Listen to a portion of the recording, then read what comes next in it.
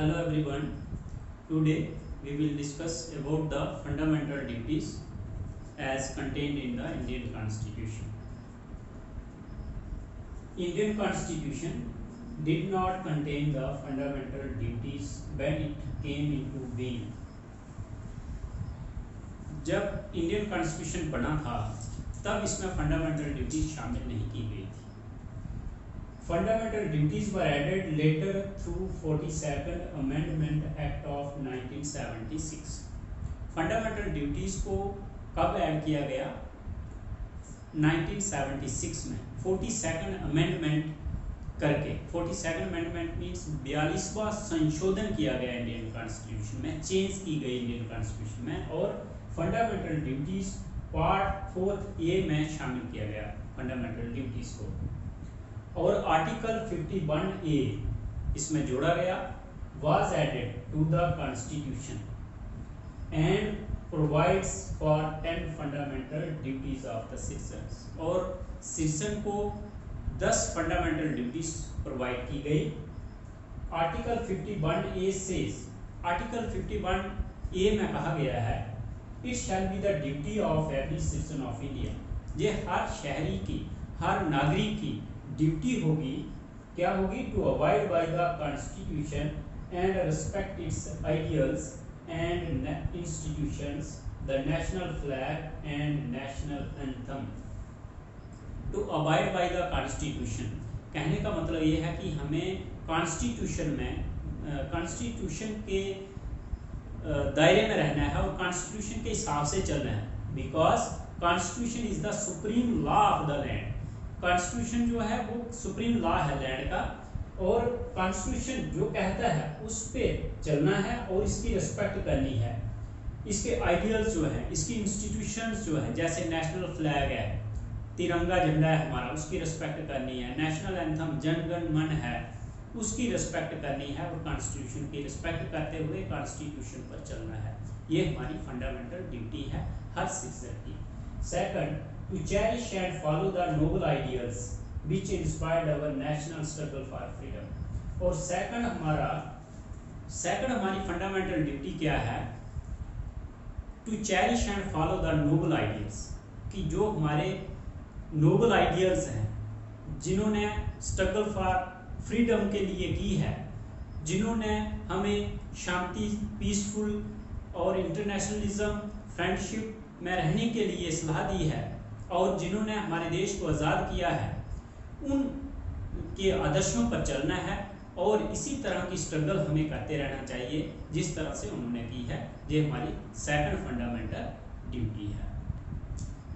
Next, third fundamental duty है, it shall be the duty of every citizen of India to uphold and protect the sovereignty, unity and integrity of India. क्या मतलब हुआ? कि हमें देश की sovereignty होती है सुप्रीम पावर, सॉवरेनिटी, यूनिटी, एकता और अखंडता को अपहोल्ड रखना है. अपहोल्ड मतलब बरकरार रखना है, टूटने नहीं देना है. सॉवरेनिटी मतलब सुप्रीम पावर हमारी internal as well as external रहे, और साथ साथ में हमारी यूनिटी और इंटीग्रिटी भी रहे. अपने देश की अखंडता नहीं होने देनी है, टुकड़े नहीं होने देने हैं. ये थर्ड फंडामेंटल ड्यूटी है. और फोर्थ फंडामेंटल ड्यूटी है, it shall be the duty of every citizen of India to defend the country and render national service when called upon to do so. और हमें अपने देश की रक्षा करनी है, अपने देश की सुरक्षा करनी है, और अपने देश के लिए सेवा के लिए तैयार रहना है. अपने देश के लिए सेवा देनी है जब भी हमें हमारी जरूरत पड़ेगी, जब भी हमें ऐसा करने के लिए कहा जाएगा.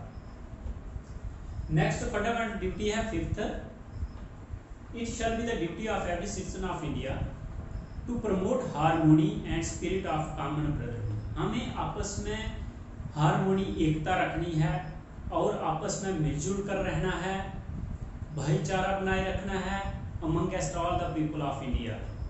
इंडिया में जितने भी लोग हैं वो हमारे सभी भाई बहन की तरह उनके साथ पेश आना है. ट्रांसेंडिंग रिलीजियस, चाहे वो किसी भी रिलीजियस से हों, किसी भी मजहब को मानते हों, कोई भी भाषा बोलते हों, किसी भी लिंग्विस्टिक्स ग्रुप से हों, एंड रीजनल चाहे वो कहीं पे भी रहते हो, रीजनल कहीं पे भी किसी भी रीजन में हो। और सेक्शनल डाइवर्सिटी, चाहे हमारी किसी भी कास्ट, कलर, क्रीड, किसी से नस्ल से है, to renounce practices derogatory to the dignity of women. और हमें इसके साथ साथ वुमेन के प्रति, जो हमारी माताएं बहनें हैं, उनके प्रति क्या रखना है, डिग्निटी, उनकी शान, कहीं पे भी उनके खिलाफ कोई ऐसे वर्ड नहीं यूज करने हैं या ऐसी जो उनके शान के खिलाफ हों।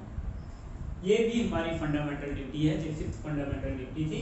सिक्स्थ फंडामेंटल ड्यूटी है, it shall be the duty of every citizen of India to value and preserve the rich heritage of our composite culture. हमें अपने जो हमारा कंपोजिट कल्चर है, हमारा जो मिला जुला जो एक संस्कृति है, जिसमें अलग अलग भाषाएं बोली जाती हैं, अलग अलग रहन सहन किए जाते हैं, अलग अलग खान बनान किए जाते हैं, उसको क्या करना है, प्रिजर्व रखना है, हमें अपने कल्चर को बनाए रखना है।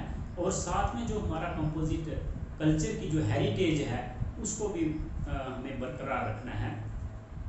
ये थी सिक्स्थ फंडामेंटल ड्यूटी।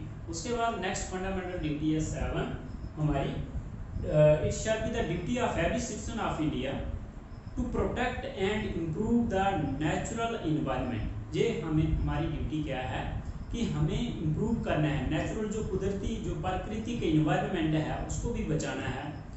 जैसे फॉरेस्ट्स हैं उनको इसका ये है कि हमें पेड़ पौधों को काटना नहीं है, या फॉरेस्ट्स को बचाना है, लेक्स बचानी है, रिवर्स हैं, वाइल्ड लाइफ है, मतलब जैसे जंगल में जो रहते हैं पक्षी, जानवर जो भी है उसको भी सेव करना है, उनके प्रति हमें compassion for all living creatures करना है, मतलब उनके प्रति सहानुभूति रखनी है हमें।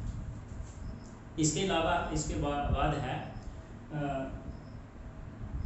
8th फंडामेंटल ड्यूटी है हमारी, to develop scientific temper. It shall be the duty of every citizen of India. ये लाइन हर ड्यूटी के साथ जोड़नी है कि it shall be the duty of every citizen of India to develop scientific temper. Scientific temper हमें रखना है। साइंटिफिक टेम्पर क्या है कि हमें आसपास एक साइंटिफिक सोच बनानी है कि अगर कुछ हो रहा है क्यों हो रहा है, उसको ये नहीं है चुप करके सुन लेना है, जो हो रहा है तो होने दो, क्या हो रहा है, मतलब उस पर साइंटिफिक अपनी टेम्पर लगाना है। ह्यूमनिज्म, एक इंसानियत दिखानी है, and the spirit of inquiry and reform. और हमें इंक्वायरी करनी है, इंक्वायरी करने के बाद उसमें रिफॉर्म लाने की कोशिश करनी है, सुधार करने की कोशिश करनी है। This is the 8th fundamental duty which contained in the Indian constitution. और नेक्स्ट 9th फंडामेंटल ड्यूटी है, it shall be the duty of every citizen of India to safeguard public property and to abjure violence. To safeguard public property, हमें public property को safe करना है।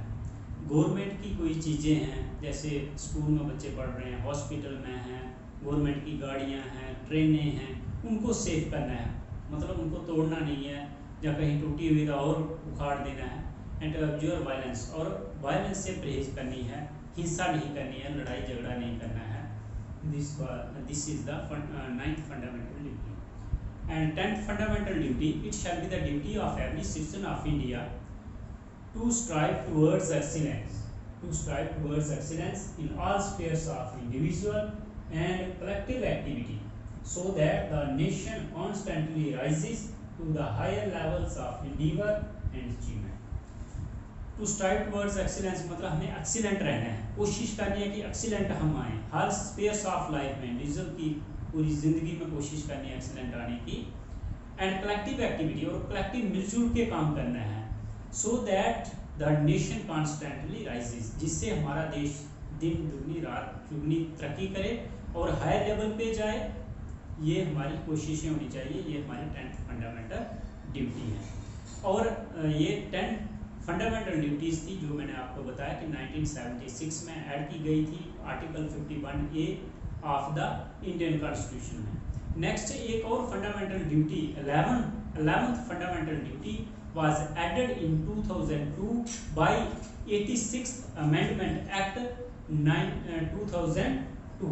ये 2002 में 86th amendment मतलब 86वां जब 86वां संशोधन किया गया इंडियन कॉन्स्टिट्यूशन में, तो इसमें क्या कहा गया है, हु इज ए पेरेंट और गार्डियन, जो खासतौर से जो पेरेंट और गार्डियन हैं उनके लिए है to provide opportunities for education to his child, कि वो अपने बच्चे को, बाढ़ को एजुकेशन प्रोवाइड करें, शिक्षा दें, और एज द केस में भी जैसे भी हो, बाढ़ between the age of 6 and 14 years, मतलब 6 से 14 साल के हर बच्चे को फ्री एंड कंपल्सरी एजुकेशन, जो हमारा फंडामेंटल राइट भी है और ये ड्यूटी भी है पेरेंट्स और गार्डियन की, कि वो अपने बच्चे को, अपने बाढ़ को ये एजुकेशन जो है वो प्रोवाइड करें। तो ये थी 11th fundamental duties which contained in the Indian constitution.